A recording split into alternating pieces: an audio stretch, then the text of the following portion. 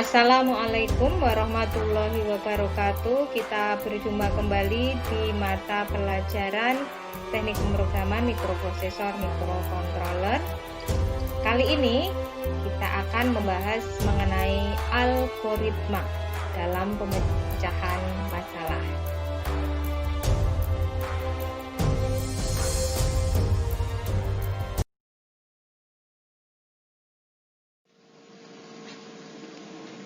Apa itu algoritma? Algoritma merupakan urutan langkah logis untuk memecahkan masalah. Yang dimaksud urutan langkah logis di sini adalah algoritma harus mengikuti suatu aturan tertentu. Jadi tidak boleh melompat-lompat.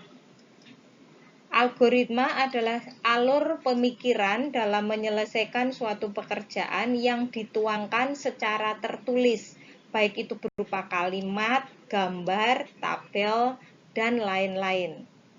Urutan logis harus benar dan langkah-langkahnya juga harus benar. Bisa kita simpulkan, algoritma berisi langkah-langkah logis yang disusun secara tertulis dan berurutan untuk memecahkan suatu masalah. Secara umum ada dua metode pemecahan masalah dalam algoritma. Yang pertama menggunakan flowchart atau diagram alir, dapat berupa gambar, kata-kata, dan simbol-simbol. Kemudian yang kedua menggunakan pseudokode, yaitu dengan menggunakan bahasa yang mudah dipahami dan notasi matematis. Sifat-sifat algoritma harus finiteness, artinya jumlah langkah dalam algoritma harus terbatas. Jadi harus dibatasi, tidak tak terbatas. Selanjutnya harus definiteness, yang artinya setiap langkah harus didefinisikan secara jelas, tepat, dan tidak boleh membingungkan. Kemudian sifat lain, input. Setiap algoritma memiliki 0 atau lebih input yang merupakan kondisi awal sebelum algoritma dijalankan. Kemudian sifat lainnya di bagian output. Sebuah algoritma memiliki satu atau lebih output yang merupakan kondisi akhir yang diinginkan, yang merupakan solusi masalah. Kemudian sifat algoritma yang lain, dia harus efektif atau effectiveness. Jadi langkah yang diambil harus wajar dan sebisa mungkin dijalankan secara efektif. Dapat kita simpulkan bahwa ciri-ciri algoritma, ia memiliki input atau kondisi awal yang jelas, kemudian memiliki output, kondisi akhir yang jelas, yang berupa solusi masalah, dan dia memiliki urutan langkah-langkah yang jelas. Dari penjelasan sifat dan ciri-ciri algoritma memiliki fungsi dalam pemrograman, diantaranya ia mampu memecahkan masalah yang rumit, kemudian menjadikan program lebih sederhana. Algoritma bisa digunakan berulang-ulang. Algoritma dapat merapikan program yang telah dihasilkan. Kemudian algoritma mudah digunakan untuk menemukan kesalahan. Dan tentu saja algoritma mudah dalam pendokumentasian karena dibuat tertulis, baik itu secara grafis, contohnya dengan gambar melalui flowchart, atau tertulis dengan bahasa yang mudah dipahami dengan pseudocode. Secara umum ada 3 macam algoritma ya. Macam-macam algoritma ada algoritma sekuensial, algoritma percabangan, dan algoritma perulangan. Kita akan bahas masing-masing.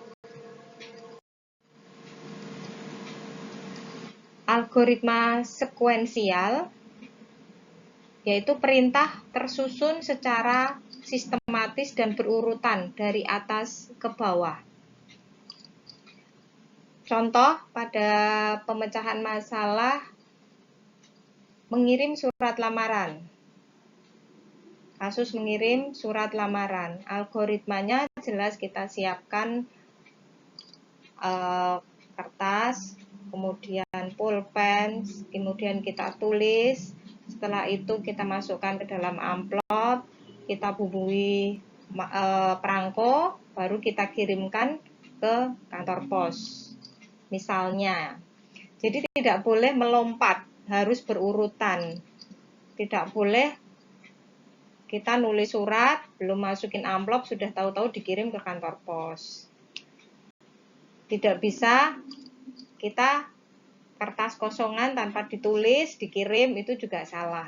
Jadi itu algoritmanya tersusun secara sistematis berurutan dari atas ke bawah, itu algoritma sekuensial.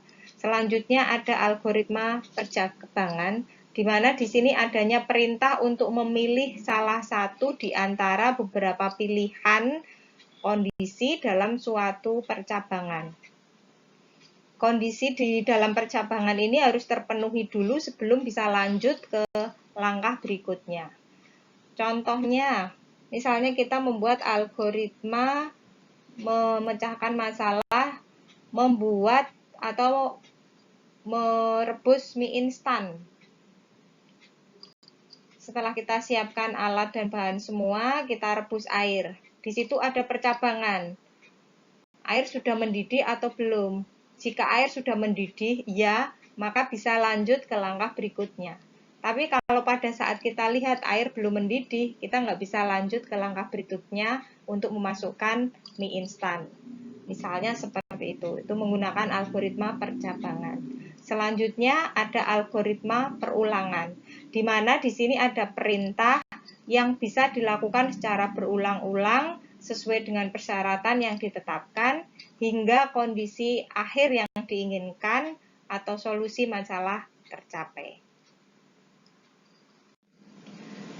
Itu tadi penjelasan mengenai algoritma, semoga bisa dipahami, dan untuk latihan kalian bisa mencoba membuat algoritma untuk pemecahan masalah-masalah berikut. Bisa pilih salah satu permasalahan, jadi bisa ditulis dalam bentuk flowchart ataupun dalam bahasa sederhana yang bisa dipahami. Demikian pembelajaran hari ini. Next, kita akan mempelajari mengenai flowchart, yaitu representasi grafis dari sebuah algoritma. Terima kasih. Assalamualaikum warahmatullahi wabarakatuh.